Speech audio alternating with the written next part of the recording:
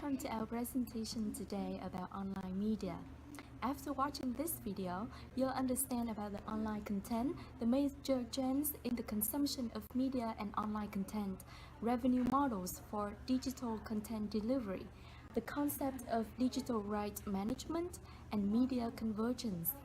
Also, you'll understand about the key factors affecting the online publishing and entertainment industry. Now first, let's look at media utilization, how Americans spend their time online. So the majority of their time spent digitally on desktop or mobile, followed by watching television and listening to radio. Several studies indicate that the time spent on the internet will reduce the time for other types of media.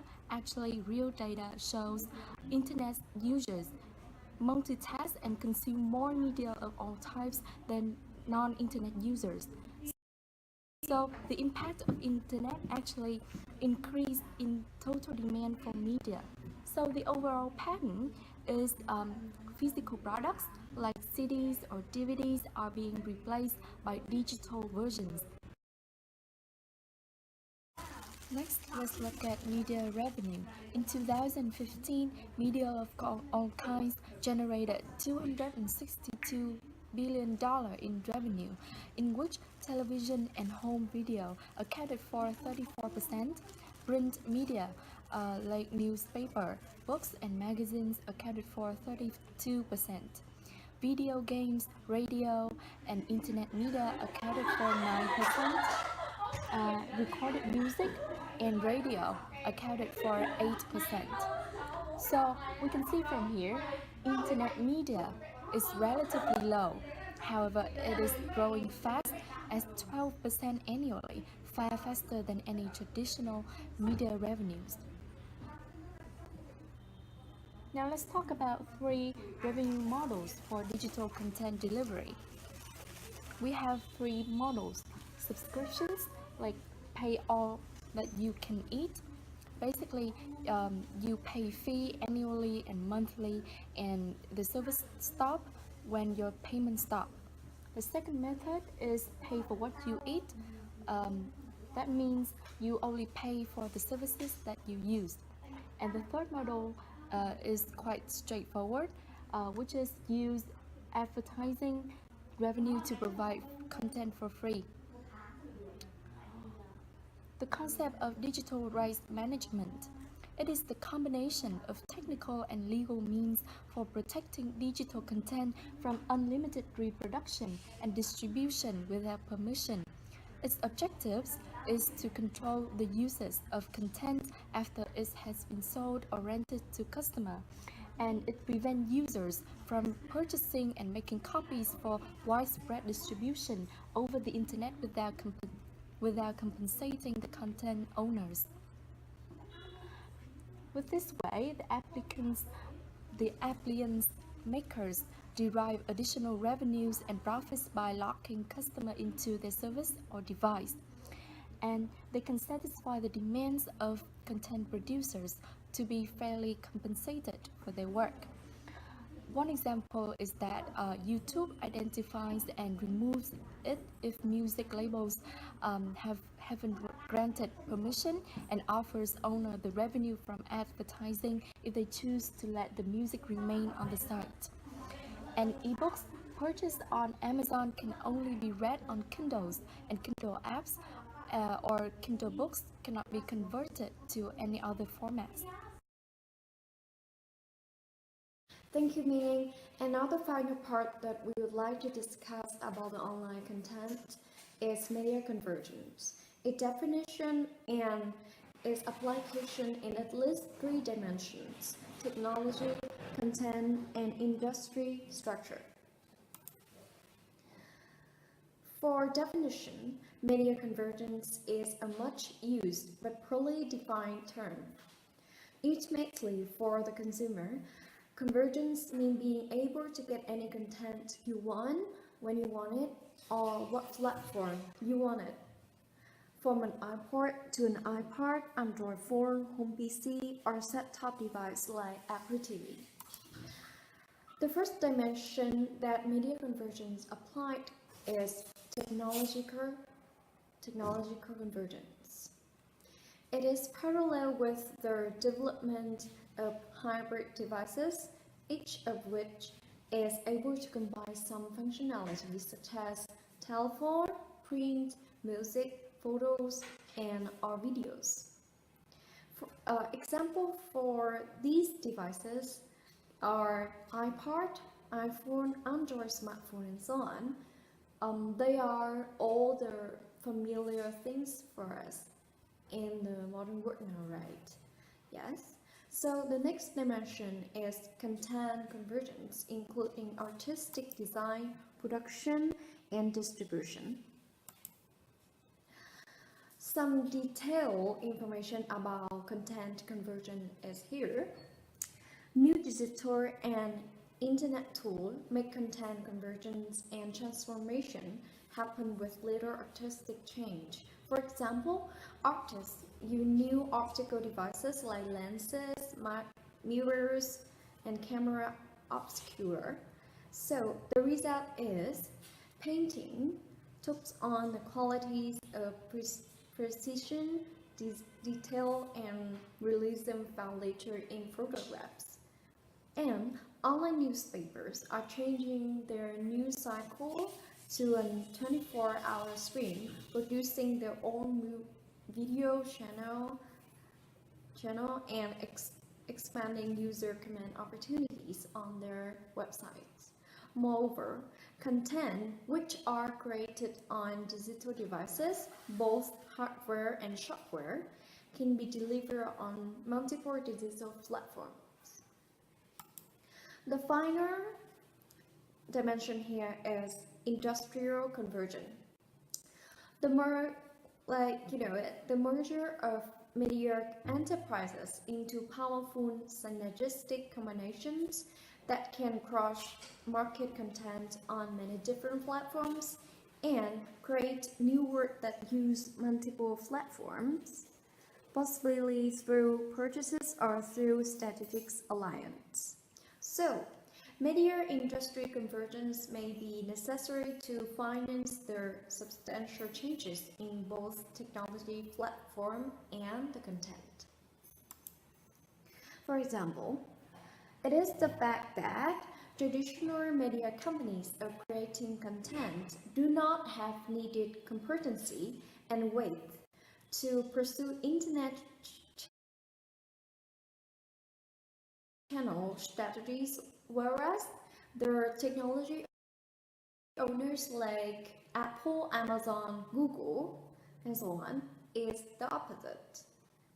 So, the internet is charging the media industry by making mergers and partnerships among media, along with their implementation of business combinations and partnerships. Moreover, consumers' demands for content anywhere, anytime, and on any device are pushing the technology and content companies to work both strategic alliance and strategic conflicts in their search for advantage. Anna, is it Anna part 1?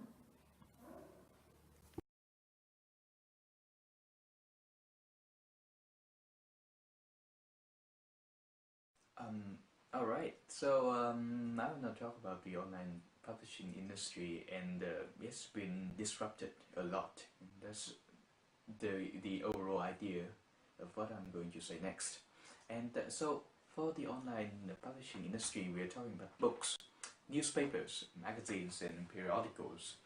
And this is a very huge sector, media sector, valuing at $93 billion, and it was based originally on print, and it is now moving rapidly to internet and to mobile. And the internet has been very hugely influential. It allows products to be produced, to be stored, to be distributed pretty much anytime, anyway. And this threatened the existing print-based businesses and it forces them to change in order to survive, and the number shows it.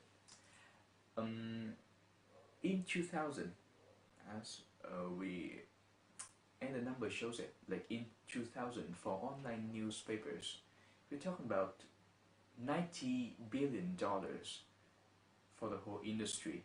But then 16 years later, the value dropped to only 30 billion in 2016, and there are several reasons for this decrease.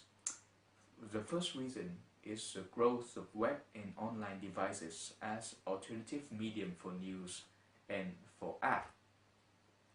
People are moving towards an online lifestyle, and people do not rely on newspapers anymore. They have search engines.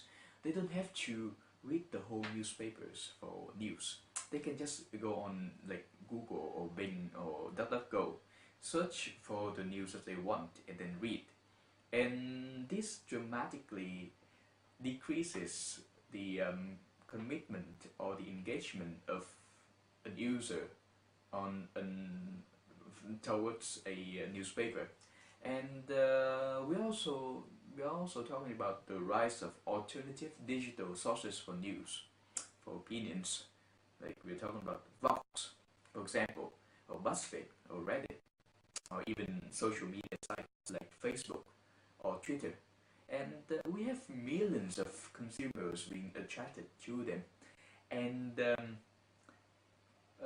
you get the front page of print and digital newspapers not being visited because of these sites. And it just and since the front page of print and digital newspapers are very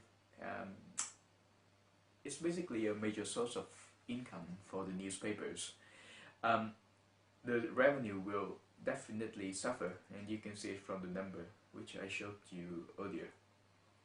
And we also have social media. Let's talk more about social media. Okay, so when you go on your social media newsfeed, or on your Facebook newsfeed, for example, you sometimes encounter an article being shared. And you can sometimes encounter instant articles too. And what would you do? You either just ignore it totally, or you click on that article. And so you go to that article, you read, and then you close that site, and then you return to browsing your newsfeed. So what is the problem in there? You have traffic to your individual articles. You have traffic from just being directed from your social media pages. But the thing is that, as I mentioned earlier about the front page, people just visit the individual articles instead of just going to the front page and then browsing through the newspapers to see what news is offered to them. And so we have a lot of traffic for individual articles, but not for the whole newspapers. And newspapers see that, and they try to adapt by hiring social media editors to follow trends, and they post articles onto the newsfeeds, as well as on their websites, of course.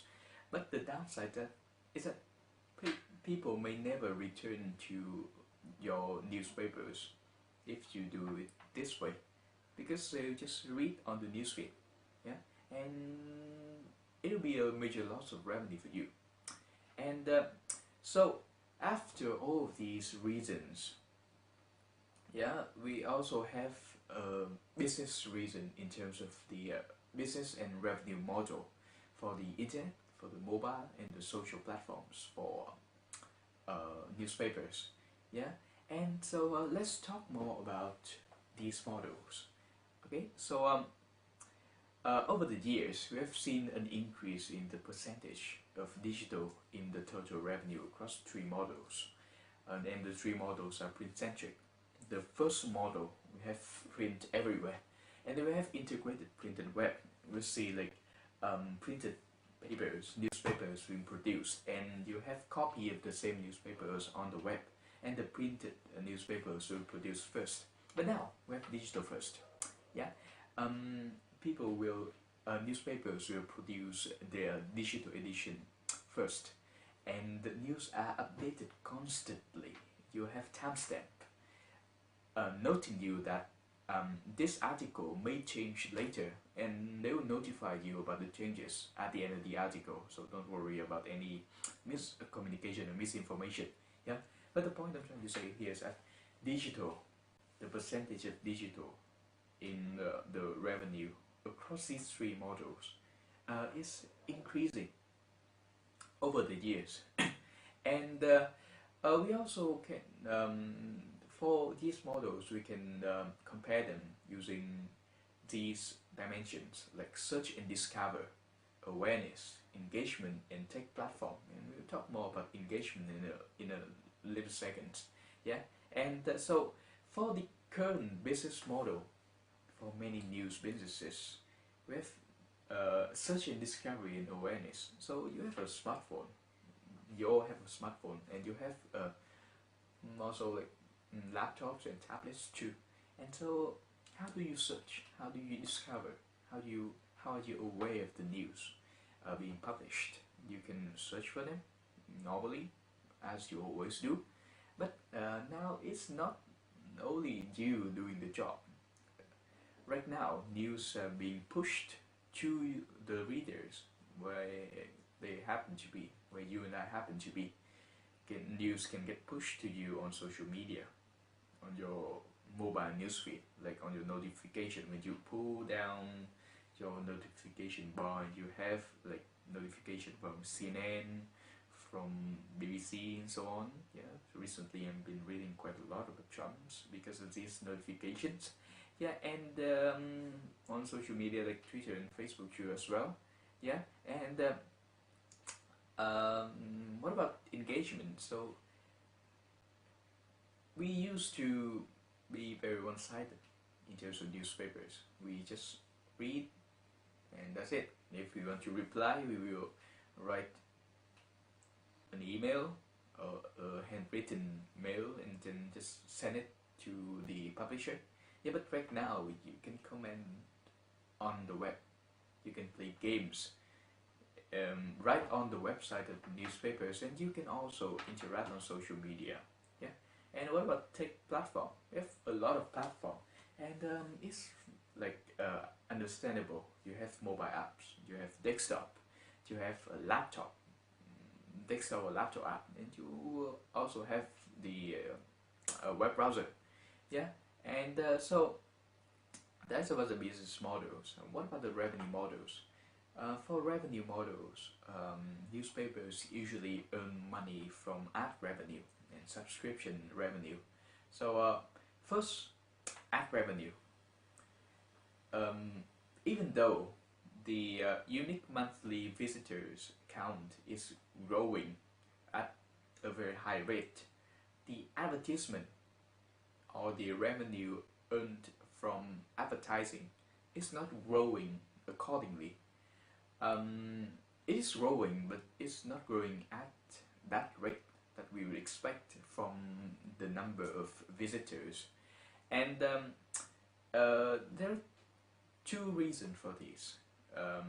Many visitors come from social media, or they come from search engines, and it's because they search for a particular article, and the problems with them is that, first of all, they do not visit the whole newspapers, as I've mentioned before, and second, they are not engaged.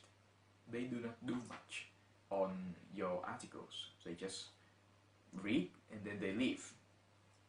And so what about the subscription revenue model? So let's have a history lesson here. So back in the 90s and the like the early of the 2000s, you have the internet. They expected online content to be free, and for some countries like in Vietnam, we still expect online content to be free. But for the Western countries, for example, developed countries, the expectation for online content to be free was in 1995 to 2005. Yeah, but then in 2003 with iTunes, in 2007 with iPhone, and public perception began to change. Before we only have public perception changed because, like for example, for music, because we're talking about iTunes here, we could now download legal music with a much higher quality than we used to do, and so public perception began to change. And before we have only specialized newspapers like the Wall Street Journal or the Financial Times that could use subscription, but now many newspapers can. And a form of subscription that newspapers usually use right now is freemium or metered subscription. Like for example, for the New York Times, you have 20 articles free, and you have unlimited access at $35 annually, and you also have free to print access, which means that you subscribe to their printed version and you will be automatically subscribed to their digital version as well. And for other newspaper sites like Nautilus or like many other sites as well, you see this model is very common on the web nowadays, and it's been a substantial source of revenue for newspapers. Okay, so now we move on to the next type of to the next sector, let's say, in the online publishing industry, which is magazines. So for magazine, you also have revenue changes, but unlike the newspapers, the changes didn't come until later, because for the early days of the internet and the web, the screen quality of devices were very low, and therefore the quality of the pictures was just no match for the printed version, and so people just like to purchase printed magazines and look at their beautiful pictures instead of looking at them in front of a terrible screen. You can understand it. But yet later, screen quality improves, and like right now we have like 4K, even 8K screens, yeah. And with the improvement in screen quality comes the decrease in newsstand sales, and it was a significant decrease. Some remain quite stable, like special interests, celebrities, Kim Kardashian stuff, yeah, and fashion, yeah. But overall, the sales was decreasing, yeah. And like some numbers to like make this clearer, like subscriptions and newsstand sales dropped for 4% from 2014 to 2015, and on the other hand, we have digital advertising revenues increasing, but print advertising remained flat through 2020. And the problem with magazines right now is that the increase in digital ad cannot compensate for the print ad revenue being flat over the years. Yeah, and you have this graph right here.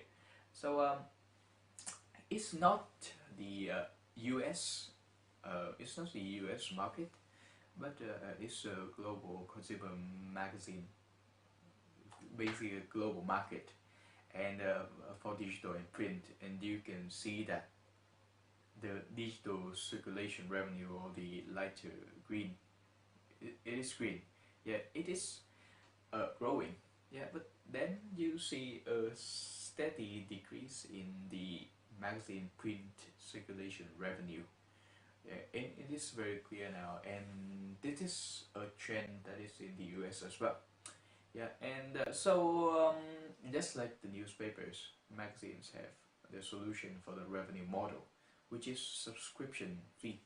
have premium metered subscription or metered paywall. Like for example, the New Yorker, they will offer you 1 month free before annual subscription, and you have iPad subscription service, like targeting the tablet audience, like because you know your phone cannot may not be able to showcase all the beauty of the models in the magazines, but your iPad certainly can, will certainly be able to do so. Yeah, and you also have magazines aggregators like Texture or Flipboard. I think that many of you are familiar with Flipboard. Yeah, they aggregate content from different magazines, and this drives sales to them, and this drives sales to different magazines as well. And now we talk about the traffic and audience, because obviously sales associated with traffic and associated with the audience of the magazine. And so you have the key traffic driver for the digital version of magazines are popular websites, like for example Pinterest, you know, social media sites like Facebook. And even though the revenue is decreasing, the total audience size increases 6% in 2015. Yeah, and an interesting number is that over 35% of tablet computer owners read magazine content at least once a week, and there are an estimated of 1,200 magazines apps for mobile readers. Yeah, and now we move on to ebooks, something that I really like, because I don't like to purchase physical books because I'm poor. And so for ebooks, their revenue changes as well. And but the changes do not bear the pattern of online publishing and of newspapers and of magazines. For revenue, it started to change in 2000 when Stephen King published his new book exclusively online. And for newspapers and magazines, you see a disruption for the printed versions. But for ebooks and for books, the sales of traditional books have not decreased, and some may think that it's because people will use these interchangeably. They use this alongside each other. And for the ebooks market, we have two big players. They are Amazon and Apple. So for ebook business models, we have wholesale model, very popular and similar to the traditional way of selling books. And the wholesale prices in the past was 50% of retail price, but we also have the agency model too. There's a typo there, sorry. And the price range of books when they reach the end users or the end consumers, the price ranges from $9.95 to $16.95. Yeah, so quite a lot. And so what about the challenges for ebooks? Even though we are seeing a growth in ebooks, like you can look around you, there are many people who own a Kindle, the device for reading ebooks. Yeah, challenges still remain, like for example cannibalism, which is put to rest, because as I have mentioned earlier, the sales of physical books are not affected, and you have industry pricing power lost, and this due to the basically an oligopoly of two major sellers of online books, which are Amazon, Amazon's and Apple's. And you also have further development of ebooks being questionable, like the technology or the models or the marketplace. They're not evolving as we might expect them to do. And but one of the interesting development in the technology behind ebooks are interactive books, and we can combine in the interactive books audio, video, and some simple version of interactive books. You can have like uh, you like ebooks for the textbooks. For example, you can click on the ebooks. You have hyperlinks. You have links, and you have links within the books that lead you to another part. That is a kind of interaction. Yeah, so the potential is very high, but interactive books were not successful commercially in back in 2016. So this is still questionable about whether this will work or not. Yeah. So that's about the online publishing industry. Now we'll move on to the online entertainment industry.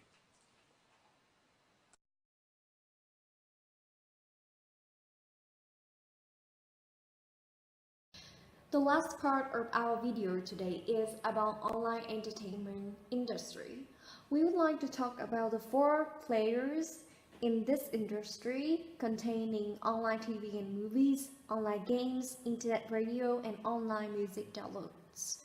We'll do some analysis, and through which we conclude in some key factors affecting the industry. Now, let's take a look at the example of these 4 main players. The figures show current and projected growth for commercial online entertainment revenue in the US. So as you can see here, that the online TV and movies take the most noticeable and extraordinary growth, whereas other forms also continue to grow, but at a single-digit rate. So you can see here is online TV and movie, and then there's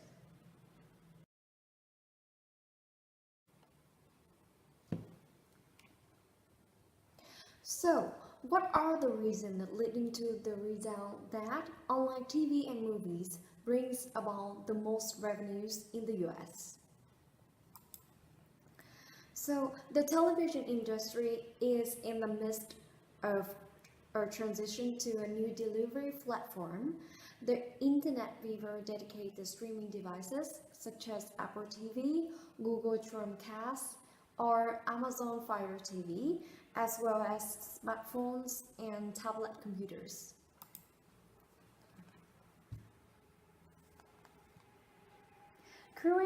The current transition to internet and especially mobile delivery is changing how, when, and where users watch TV, such as streaming of movies from subscription services has expanded more rapidly than buying and downloading movies.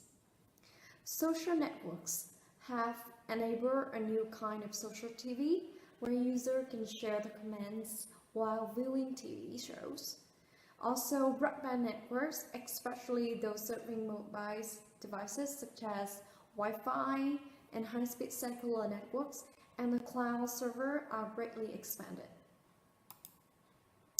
As a result, it is recorded in 2016 that over half of the American population watched TV online. Daily, Americans watch about 4 hours of TV on traditional TV sets, but spend nearly 6 hours online using a computer or mobile device. Moreover, streaming has replaced downloading as the preferred consumer viewing platform. So you can see that here Netflix is the market leader in streaming TV and movies, with the revenues of about 6.7 billion in 2015. Such a great figure, right? So how about the movie? Here we have the feature-length movies. In Hollywood, the transition to a digital delivery platform is well underway, and the industry is poised to maintain its revenue stream based on new digital platforms. As consumers have become fully connected to broadband networks on mobile, desktop, and home TVs, the key to the success of Hollywood studios in the digital era is their control over original full-length feature production and control over internet providers or cable systems who will distribute their movies when and how. So you can see here the figure of US online movie viewer. So you can see that an estimate of 120 million Americans watched movie online in 2016, growing to the number that of 1,045 million in 4 years later. So you can see here that the great results of online TV and movies are driven in large part by adoption of mobile devices as well as the success of TV and movie streaming sites. So throughout all the analysis about online TV and movies and also their success, so we can conclude in some of the key factors that affecting the online entertainment industry. They are the extraordinary growth of the internet and internet-connected devices, especially mobile devices. The easy availability of entertainment content, especially from technology owners like Apple, Google, Amazon, and so on. Also, other keys is the rapid development as well as customer high application of social networks, online services for sharing, streaming, and connecting worldwide. Moreover, the growth in broadband networks making possible both wire and wireless delivery of all forms of entertainment over the internet.